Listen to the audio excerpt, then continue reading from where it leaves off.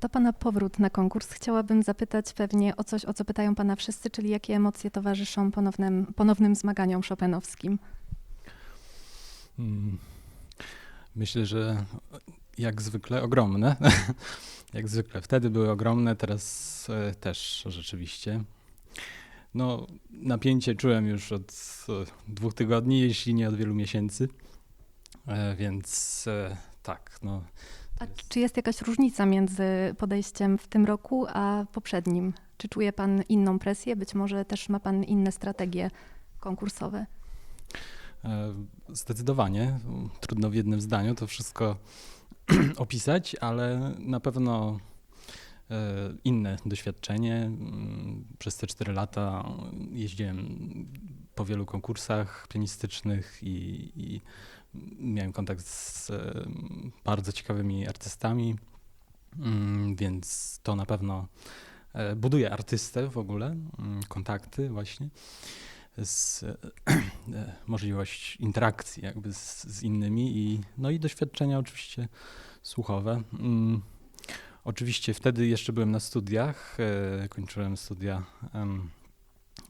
u pani profesor Popowej-Zydroń, natomiast teraz od 3 lat właściwie pracuję sam i też tutaj do konkursu właściwie wybrałem taki samotniczy tryb, jeżeli tak to można nazwać.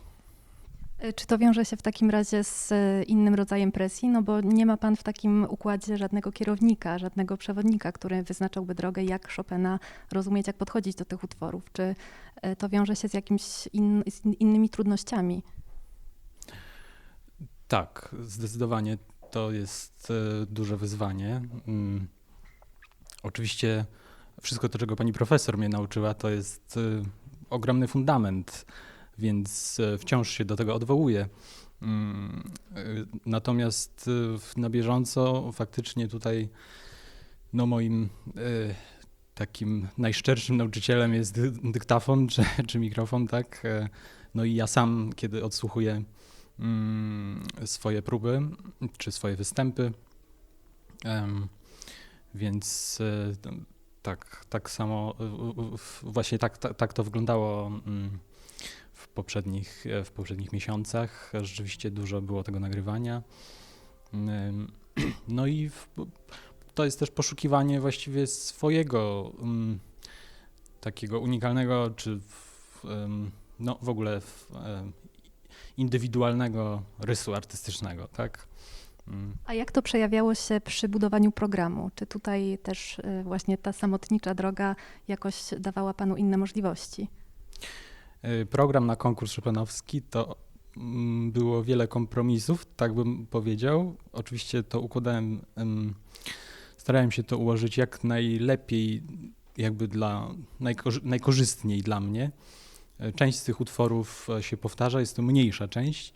Na przykład balladę F-moll grałem na poprzednim konkursie.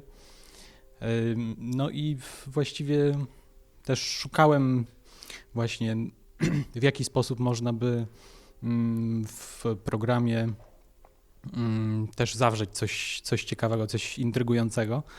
Więc tutaj nie chcę zbyt wybiegać, ale w 3. etapie rzeczywiście to jest taka bardzo specyficzna koncepcja oparta na właśnie takiej idei zestawienia sonaty bemol z ostatnim, tradycyjnie uważanym za ostatni mazurek Chopina. No i też właśnie wokół tej idei jakby natrafiłem na bardzo wiele różnych ciekawostek z tym związanych i dlatego program ostatecznie przybrał taki kształt,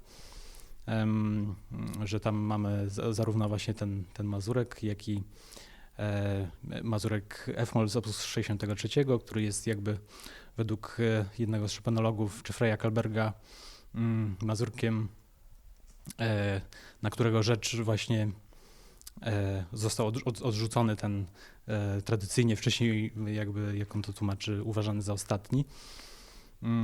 No i oba te mazurki właśnie będą w programie, jak i też obowiązkowe mazurki, sonata i ballada F-dur, ale to może przy innej okazji jeszcze się rozwinę.